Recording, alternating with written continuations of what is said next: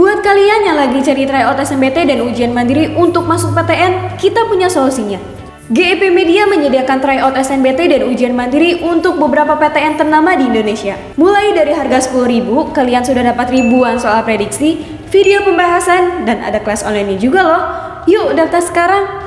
Langsung saja masuk ke soal yang pertama, frasa negara imperialis yang terdapat dalam kalimat kedua teks di atas memiliki pola makna yang sama dengan frasa manakah dia?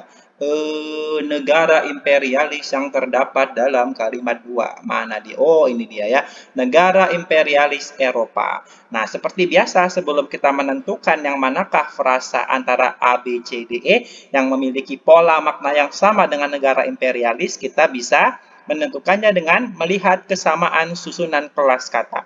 Untuk negara imperialis, kelas katanya tersusun dari apa? Yang pertama, negara itu dia nomina, imperialis itu dia menyatakan adjektiva. Berbeda dengan imperialisme, gitu kan? Kalau imperialisme dia adalah nomina, tapi kalau imperialis itu adalah menekankan suatu sifat yang dia imperial, gitu kan? Berarti dia kelas katanya adjektiva, mensifati si negara. Nah, kita tinggal cari aja antara A, B, C, D, E yang dia memiliki susunan kelas kata yang sama ya. Coba dari perilaku intoleran. Oke, perilaku itu nomina, intoleran itu dia adjektiva ya, adjektiva intolerannya berarti kalau perilaku intoleran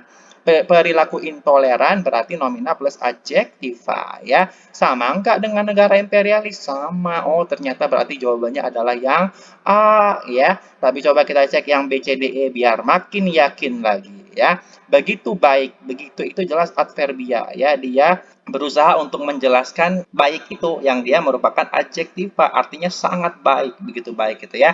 Agresi militer itu agresinya nomina, militernya juga nomina. Sama apa enggak berarti? Sama apa enggak berarti? Antara begitu baik dengan agresi militer yang enggak ada yang sama ya.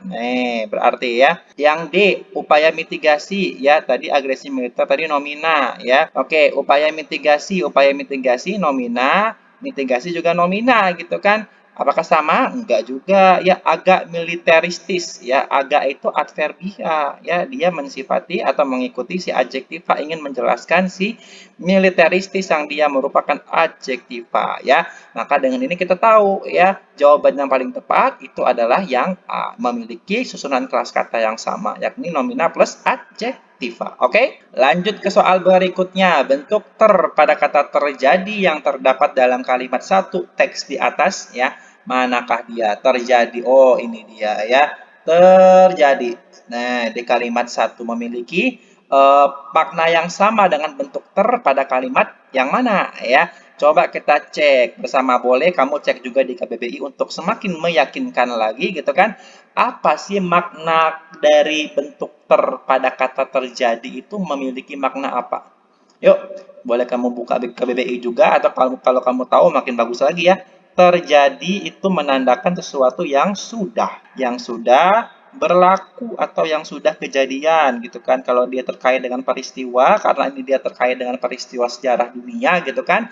Setelah berakhirnya Perang Dunia Kedua, maka dia menyatakan keadaan yang sudah terjadi atau yang sudah berlaku gitu kan. Manakah di antara imbuhan atau bentuk ter pada A, B, C, D, E yang dia sama-sama bermakna sebagai sesuatu yang sudah gitu kan. Kalau kita lihat A, tertolak. Tertolak ini maknanya apa sih? Aku tertolak oleh dua kampus yang kulamar sejauh ini. Apa coba makna tertolak di sana? Sudah ditolak ya, berarti sudah. Sama nggak maknanya dengan yang terjadi? Sudah juga. Kalau terjadi sudah berlaku, kalau tertolak sudah ditolak, berarti dia sama maknanya. Nah, maka jawabannya yang A. Untuk semakin yakin lagi kita coba cek B, C, D, E. Terdapat di kebun sana terdapat banyak durian. Nah, terdapat di sini bukan sudah didapat ya, tapi terdapat di sini memiliki makna didapati ya, atau ditemui juga bisa sepertinya ya. Didapati bisa ya. Jadi arti kata terdapat itu adalah didapati atau ditemukan. Di kebun sana ditemukan banyak durian gitu ya. Nggak sama kan berarti dengan terjadi tadi yang maknanya sudah gitu kan. Berarti yang B bukan. Ratusan warga terjangkit. Terjangkit di sini apa? Arti terjangkit atau makna terjangkit itu? Iya, maknanya adalah terkena. Ya, terkena. Dalam hal ini penyakit gitu kan. Terkena penyakit berarti apakah sama dengan terjadi yang maknanya sudah? Berarti bukan juga ya. Yang D, akhirnya hukuman penjara 20 tahun dijatuhkan kepada terdakwa. Kalau terdakwa itu dia bermakna sebagai seseorang, orang yang didakwa. Sama apa enggak dengan terjadi? Enggak juga ya. Yang E, Wati adalah yang tertua. Tertua di sini artinya paling tua. Sama enggak dengan terjadi? Ternyata enggak juga. Maka jawaban yang paling tepat tadi adalah yang A, tidak berubah ya. Oke. Soal berikutnya, bentuk kean ya, bentuk kean dalam kalimat semoga kita senantiasa diberikan keteguhan hati memiliki makna yang sama dengan bentuk kean yang terdapat pada kata yang mana? Iya, coba kita pikirkan bersama di sini. Keteguhan hati, keruntuhan dalam kalimat dua. Apakah dia bisa menggantikan posisi kata keteguhan ya? Karena memiliki makna yang sama. Semoga kita senantiasa diberikan keruntuhan hati. Kan nggak nyambung ya. Keruntuhan yang ada dalam kalimat dua itu berarti mana tuh coba kalimatnya keruntuhan? Oh ini ya. Keruntuhan ini berarti dia tidak sama maknanya dengan keteguhan yang terdapat dalam kalimat soal ini. Coba kita cek lagi. Kekuasaan dalam kalimat dua. Manakah posisi kekuasaan di sini ya? Coba kita baca kalimatnya. Semoga kita senantiasa diberikan kekuasaan hati. Wah, nggak nyambung juga ya, nggak sama maknanya. Kemerdekaan dalam kalimat tiga. Ya mana? Oh ini dia. Kalimat tiga, kemerdekaan. Apakah sama? Coba kita baca. Semoga kita senantiasa diberikan kemerdekaan hati. Waduh, kayaknya nggak sama maknanya ya. Keteguhan itu kan pertanda sesuatu yang teguh, yang kuat gitu kan. Bukan yang merdeka. Yang D, kehilangan dalam kalimat 9. Apakah sama? Mana? Coba kita cek kehilangan. Oh ini dia ya. Kehilangan dalam kalimat 9. Ya, kehilangan. Kehilangan. Semoga kita senantiasa diberikan kehilangan hati. Waduh, enggak juga ya. Ternyata juga tidak sama maknanya dengan keteguhan yang ada di soal ini ya. Maka yang ini juga salah. Terakhir kekuatan. Dalam kalimat 9 juga ini. Berarti ya kekuatan. Semoga kita senantiasa diberikan kekuatan hati. Nah, masih nyambung ya.